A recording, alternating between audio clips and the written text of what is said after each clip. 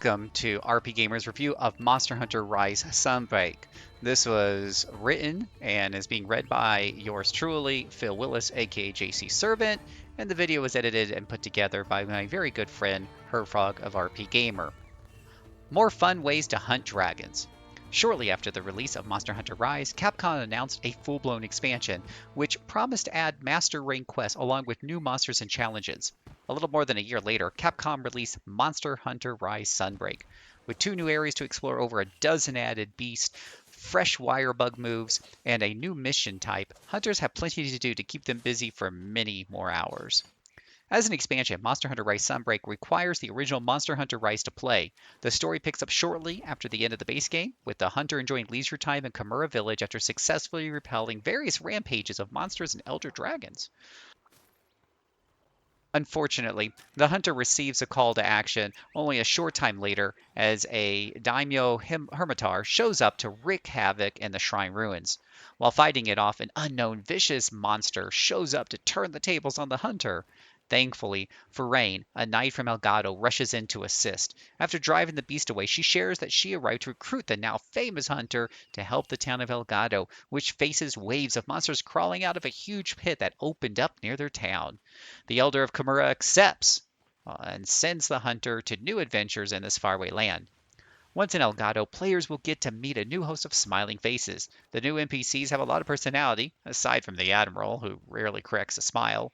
Yet, as before, the overall plot and story feel paper-thin, barely providing enough motivation to move forward and hunt monsters. Thankfully, cutscenes and cinematics featuring the hunter make a return. These exciting sequences go a long way to making the player feel like part of the action. There is no villager quest in Sunbreak, leaving only hub quest. As before, hub quests can be challenged solo, with friends, or with random partners via the matchmaking system. Multiplayer works similar as before with all the same restrictions in place. Only 4 hunters can enter a hub together, meaning larger parties must create separate groups. During the review period, a failure error would pop up sometimes while setting up a quest. However, a second attempt to post the same quest immediately afterwards always worked. Thankfully, the multiplayer works flawlessly in all other respects, and the overall experience was enjoyable. Solo quests tend to feel harder than co-op quests as monsters have fewer units to target, even with the additional Palico or Palamute assisting. Yet, this does not always have to be the case thanks to the new feature in Sunbreak. For the first time in the series, follower quests allow players to go on hunts with AI-controlled NPCs from both the base game and the expansion. The NPCs fight similarly to players, attacking the monster, healing when necessary, and occasionally blinding a monster with a flash bomb as it retreats. Sometimes the NPC will leave for a minute to find another mountable monster to bring it back to help take down the target. This feature is well executed overall and provides an enticing way to farm certain monsters. Unfortunately, the follower quests available do not cover all monsters, so solo hunters still have some beasts they must fight with only their pets by their side. Plenty of new adventures await hunters. Well over a dozen additional monsters have been added to Sunbreak's bestiary, including classics like Espinas and Gormagala, along with new creatures such as the shape-shifting Lunagaron. Overall, it feels a bit light for an expansion, but Capcom plans to add more soon. It should also be noted that many of the monsters featured in Monster Hunter Rise now feature Master Rank variants with completely new movesets. They fight with renewed determination and ferocity at Master Rank, helping to keep hunters on their toes. Yet, for those who prepare, the raids rarely feel overwhelming. Indeed, out of the gate, Monster Hunter Rise Sunbreak may be the easiest of recent Monster Hunter expansions, though post-game variants and additional monsters released in the future promise to provide plenty of challenge for veterans of the series. To help spice things up, 2 new battlefield lands have been added. The jungle has beaches surrounding a tropical paradise. A system of caves in the center contains valuable minerals and bones. Far to the north, an abandoned temple holds secrets and makes an excellent area to fight. Meanwhile, the Citadel has poisonous swamps that lead to the ruins of an old castle with plenty of nooks to explore. On the north side, snowy mountains lead to a grand plateau where epic battles can take place. Both areas feature plenty of verticality and fit right in with the other areas introduced in the base game. Monsters attack more viciously than before, but now hunters have more ways to fight back. New abilities have been added to every weapon class, and every area has new endemic life. Hunters can now perform a switch skill, allowing them to quickly swap between 2 sets of chosen skills.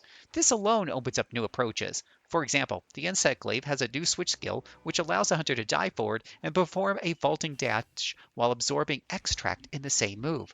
Great sword players can now use the defensive strong arm stance, which causes a hunter to quickly charge the greatsword for a punishing counterattack when hit by a monster. The sheer number of new combinations means hunters can spend hours experimenting with each weapon. The new expansion also adds new armors and decoration skills. Bloodright converts some of the damage dealt into health while striking a monster's weak spot. Bloodlust kicks in when in the presence of the Frenzy virus, boosting damage, resistance, and stamina, but at the cost of slowly draining health. These new skills, along with returning ones, allow players to creatively build sets that complement their playstyle.